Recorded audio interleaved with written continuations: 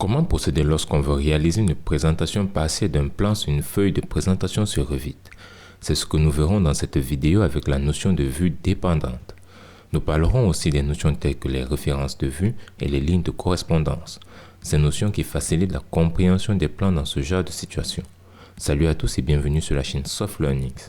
Si vous souhaitez acquérir de nouvelles compétences dans les domaines de la construction, alors rendez-vous sur la plateforme Soft Learnings pour prendre connaissance de toutes les formations mises à votre disposition. On vous en dit plus tard dans la vidéo.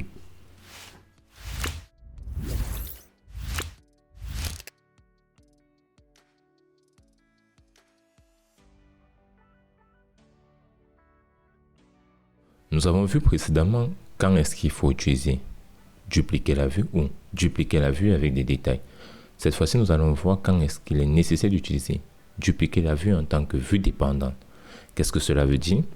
S'il arrive que dans votre projet, vous avez un projet tel que celui-ci et que nous voulons le disposer par exemple sur une feuille plus petite. Donc, c'est-à-dire, vous n'avez pas une grosse imprimante au bureau.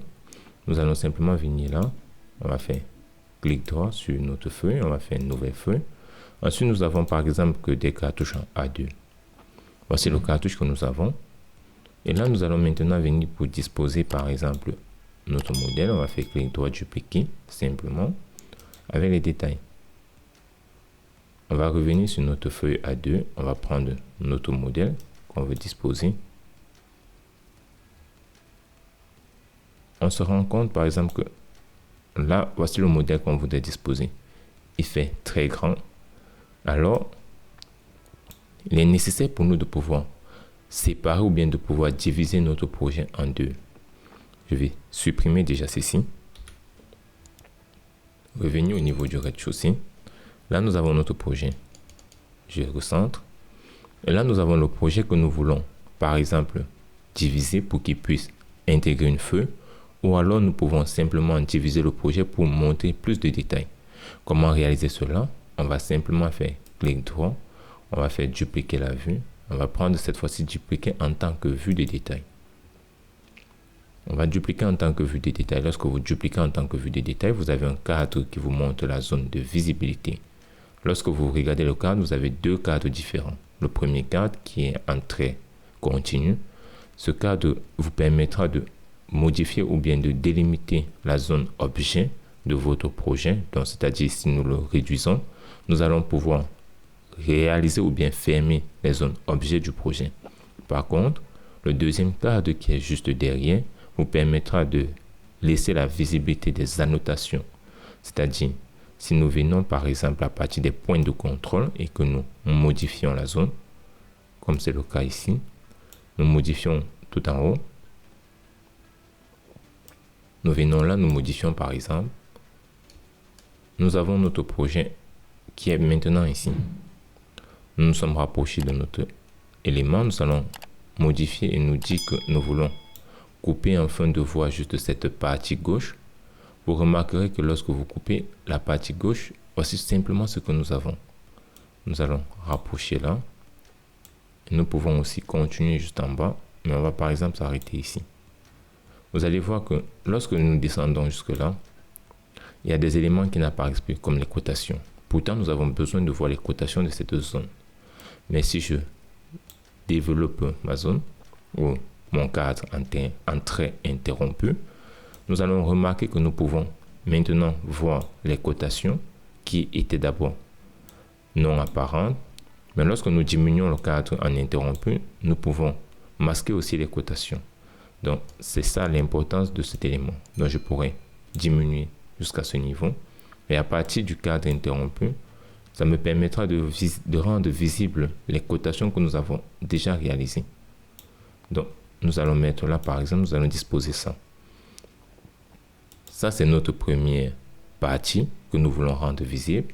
Nous allons donc venir cette fois-ci. On va venir dans modèle indépendant. On va changer le nom. On va mettre ici partie gauche.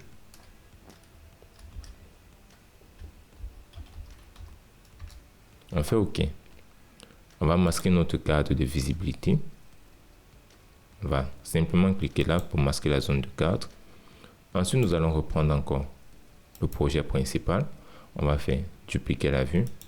dupliquer en tant que vue dépendante. Et cette fois-ci, on va juste laisser la partie droite active. Il est conseillé, lorsque vous réalisez cela, de laisser une zone telle que ce mur par exemple, qui pourra apparaître des deux côtés sur les deux plans. Cela est intéressant parce que ça vous permettra d'avoir une zone de repère. Nous allons diminuer de la sorte et nous allons mettre là. On va maintenant laisser toutes les cotations apparentes. Et pareil ici en bas. Nous allons masquer au cadre. Et nous avons notre projet qui est maintenant là, à ce niveau. Une fois que nous avons maintenant montré où est notre projet ou bien où sont nos différents cadres, ce que nous allons faire, c'est de voir comment cela fonctionne. Si nous venons par exemple sur le rez-de-chaussée et que cette fois-ci nous allons supprimer par exemple cette cotation. Je supprime la cotation. Lorsque l'on vient sur le modèle 1 du rez-de-chaussée qui était dupliqué avec les vues de détail, nous nous rendons compte que cette cotation n'a pas été supprimée ici parce que cela est une vue indépendante. Par contre, si nous venons sur notre projet, nous allons nous rendre compte que cette cotation, elle a disparu. Ici, nous allons prendre le cas de la cotation sur la partie droite. Nous allons déjà modifier le nom. On va mettre droite. Sur cette partie, nous allons venir là. On va revenir sur le modèle principal qui est le rez-de-chaussée. On va supprimer la cotation de la partie droite. Lorsque l'on supprime et qu'on revient sur le rez-de-chaussée droite, on se rend compte que la cotation a aussi disparu. Si nous venons sur le modèle 1, la cotation elle est restée identique. Simplement parce que le modèle 1 c'est une vue indépendante. Par contre, le modèle REDC droit et REDC gauche, ce sont des vues dépendantes du projet principal qui est rez-de-chaussée. Donc, c'est-à-dire toutes les modifications que nous allons apporter ici apparaîtront automatiquement sur ces deux éléments. Ce qui est très intéressant lorsque l'on travaille pour réaliser des vues plus en détail. Maintenant, nous allons voir aussi quelque chose qui est très important lorsque vous travaillez, c'est que s'il arrive que dans la suite, vous aimeriez par exemple que cet élément sorte de la zone et qu'elle devienne une vue carrément indépendante, vous pouvez faire clic droit et vous allez venir cliquer simplement sur convertir en vue indépendante. Cela vous permettra d'avoir maintenant une vue qui ne dépendra pas de la vue principale. Avant de continuer cette vidéo, nous tenons à vous présenter la plateforme de formation Soft Learnings qui est entièrement dédiée au métier de la construction.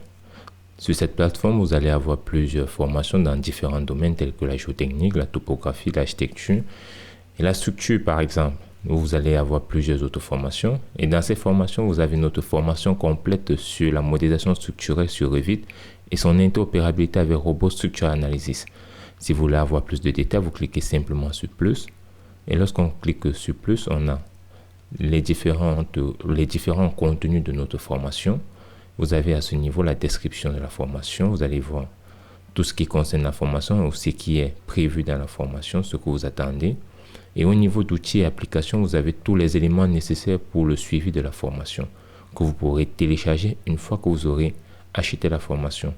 Pour acheter la formation, vous pouvez simplement cliquer sur ajouter au panier.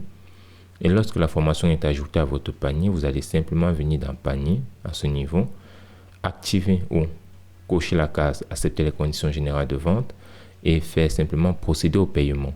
Lorsque vous cliquez sur procéder au paiement, vous allez simplement être dirigé pour faire votre achat. Maintenant que vous avez fait des vues dépendantes, il sera aussi judicieux pour vous que sur le plan principal, nous puissions voir où se trouvent les différentes vues dépendantes ou alors où se trouve la section entre les deux vues dépendantes. Cela veut dire, si nous venons là et que nous prenons notre projet, on voudrait par exemple mettre les deux vues sur une nouvelle feuille, on va faire nouvelle feuille, on va prendre un à un, on fait OK, on va prendre nos vues, on va mettre la vue gauche là simplement.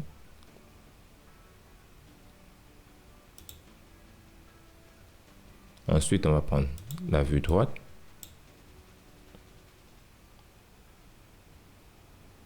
Qu'on mettra par exemple là. Là, on va déjà masquer la zone de repérage. Voici ce que nous avons par exemple.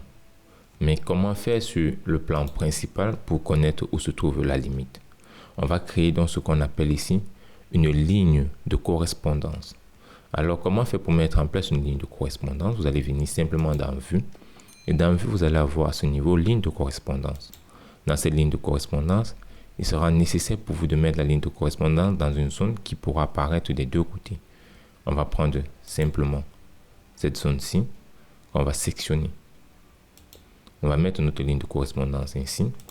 Vous pourrez la sélectionner et l'étendre si vous souhaitez. On va faire valider. Et là, nous avons notre ligne de correspondance. Si nous venons sur notre feuille, on va voir que la ligne de correspondance apparaît bien sur cette partie et la même ligne de correspondance apparaît sur l'autre partie, ce qui est très intéressant lorsque vous allez travailler. Ceci veut dire, nous arrivons à savoir où se trouve la ligne de correspondance de notre modèle. Une fois que vous avez créé votre ligne de correspondance, il est nécessaire maintenant que sur votre plan de distribution principal, nous puissions avoir des informations qui nous font référence aux différentes vues dépendantes. Nous allons donc utiliser ce que nous appelons les références de vue. On va aller dans l'onglet Vue, on va cliquer sur Références de vue. Et lorsque vous cliquez sur Références de vue, dans l'onglet Modifier / Références de vue, vous avez les types de vues.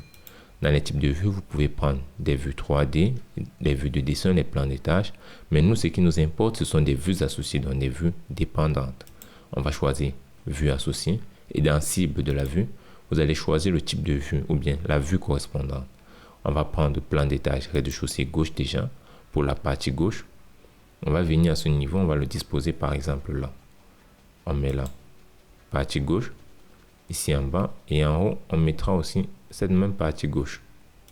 Une fois que vous avez mis la partie gauche, on va faire échappe.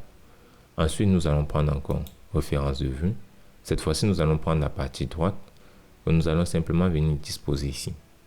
On va disposer partie droite et la partie droite. Maintenant, comment comprendre les informations qui sont intégrées dans notre référence de vue qui est une étiquette? Alors, pour comprendre cette information, nous voyons que nous avons 1-S9. À quoi cela correspond? Nous allons revenir sur notre feuille que nous avons créée. C'est une feuille S9. S9 ici, c'est le numéro de la feuille. Donc, lorsque nous venons et que nous voyons que là, nous avons 2 S9, on se rend compte que sur notre vue dépendante, qui est la vue gauche, ça nous montre directement 2 S9.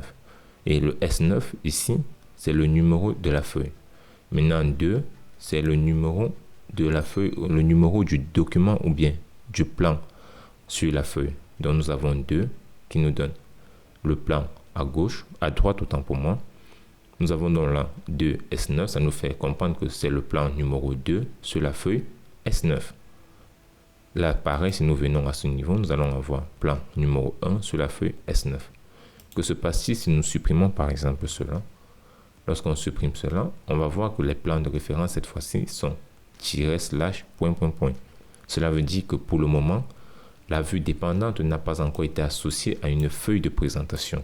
Et lorsqu'elle sera associée, cela va mettre à jour directement nos éléments. Si nous revenons sur le rez-de-chaussée, nous allons voir que la partie gauche qui a déjà été associée à une feuille, a une correspondance ou bien une référence de vue. Tandis que la partie droite qui n'est pas associée n'a pas de référence de vue. Donc, si nous revenons sur notre feuille S9 et que nous prenons la partie droite, nous disposons encore sur la feuille, nous allons avoir cette fois-ci que ça réapparaîtra avec 2 S9. Nous allons supprimer, nous allons mettre ça sur une toute nouvelle feuille pour voir que cela se met à jour de manière automatique. On prend une nouvelle feuille, A1, on fait OK. Lorsqu'on prend OK, on vient prendre notre vue droite, on dispose. On voit maintenant que là nous avons S1, donc la feuille, le plan numéro 1 sur la feuille S9 qui nous montre la référence de la vue gauche. On va venir sur notre feuille S9. On voit que là nous avons maintenant plan numéro 1 sur la feuille S10 et S10 n'est rien d'autre que cette feuille avec le numéro de la feuille qui donne ici S10. Donc voici où est l'importance de pouvoir mettre sur vos feuilles ou bien sur vos plans lorsque vous créez des vues dépendantes des lignes de correspondance et des références de vœux. Cela vous permettra de rendre votre projet plus lisible et plus compréhensible. Si vous avez aimé la vidéo, n'hésitez pas à liker, à partager et à vous abonner sur la chaîne si ce n'est pas encore le cas. Nous vous invitons aussi à nous suivre sur nos différents réseaux sociaux qui s'affichent juste en bas pour ne rien manquer de nos publications. Nous vous donnons rendez-vous dans la prochaine vidéo pour de nouvelles astuces. En attendant, faites un tour sur notre plateforme pour voir toutes les nouveautés qui vous attendent.